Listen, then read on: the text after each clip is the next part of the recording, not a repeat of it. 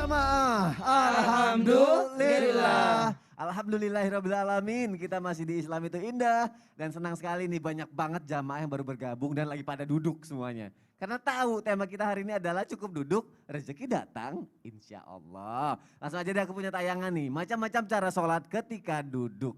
Ini dia tayangannya, silakan. Orang yang sholat sambil duduk boleh mengambil posisi duduk semampunya. Namun bentuk duduk yang sunnah adalah duduk bersila, sebagaimana keterangan dari Aisyah radhiyallahu anha.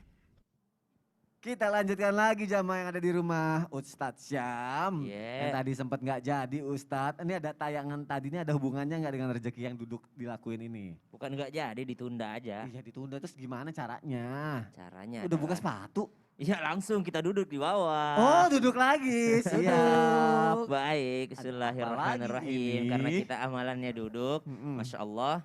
Dan alhamdulillah betapa kemudahan itu diberikan oleh Allah Subhanahu wa taala. Ba'da naqul a'udzubillahi minasyaitonir rajim. Hafizu 'alas salawati was salatil wusta wa qumu lillahi qanitin. Kita diminta untuk menjaga salat kita dan berdiri. Nah, maka ulama sepakat bahwa salat fardu itu harus berdiri jika mampu. Harus berdiri. Maka salah satunya adalah rukunnya adalah berdiri. Dan tapi berbeda dengan salat sunnah. Maka salat sunnah itu meskipun dia mampu berdiri, bisa berdiri, dia boleh melakukan dengan salat duduk. Misal Rasulullah SAW dalam satu riwayat disebutkan salat malam dan witirnya itu duduk. Jadi Rasulullah SAW salat tahajud dulu dan witirnya itu dilakukan dengan duduk, kata Ibunda Aisyah radhiyallahu taala anha warḍaha. Nah, sekarang kita belajar duduk dalam salat. Duduk ibadah itu ada banyak, ada 4 kurang lebih. Ada iftirash, tabe guru-guruku. Silakan Ustaz. Iftirash adalah menjadikan satu kakinya, kaki kirinya sebagai alas. Dan kaki kanannya berdiri seperti ini. Ini namanya duduk iftirash. Ini adalah duduk ibadah atau duduk sunnah. Ya. Duduk ibadah atau duduk sunnah yang kedua namanya adalah tawarruk. Ya, maka dia seperti duduk tahiyat akhir, menjadikan belakangnya, bokongnya menjadi alas. Kemudian selanjutnya adalah duduk iqa'.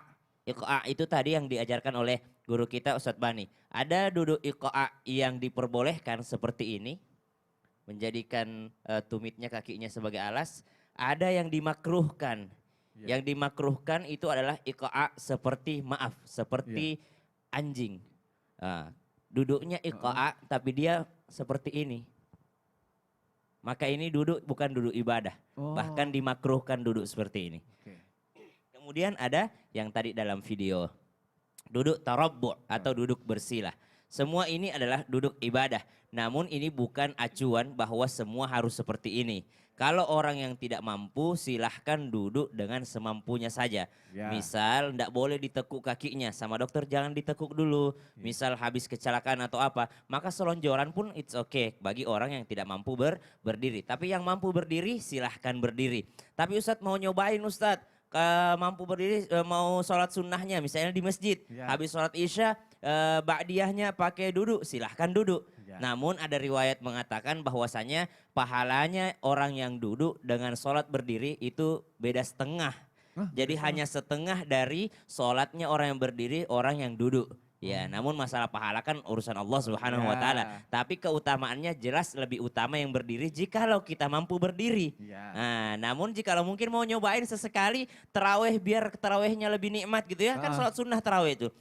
Mungkin mau mencoba tarawih lebih nikmat. Ustadz saya selama ini tarawih 8 rakaat, saya pengen nyobain 23 rakaat. Tapi saya enggak mau terbebani, boleh nggak sambil duduk? 8 rakaatnya berdiri, yang sisanya 12 rakaat saya mau sambil duduk. Silahkan sambil buka Quran. Atau misalnya Ustadz tahun ini saya mau tarawih 30 juz. Satu malam 1 juz, tapi saya tidak kuat berdiri Ustaz, mau sambil duduk, silahkan. Karena itu adalah sholat sunnah. Atau usahakan berdiri dulu, sampai berapa kuatnya, baru selanjutnya duduk, silahkan. Oh berarti maksudnya konsep rezeki di sini adalah tidak ada alasan untuk tidak sholat ya? Betul. Dalam kondisi apapun ya? Betul, karena amalan yang paling dicintai Allah adalah amalan yang diwajibkan oleh Allah. Masya Allah. Dan sholat itu wajib.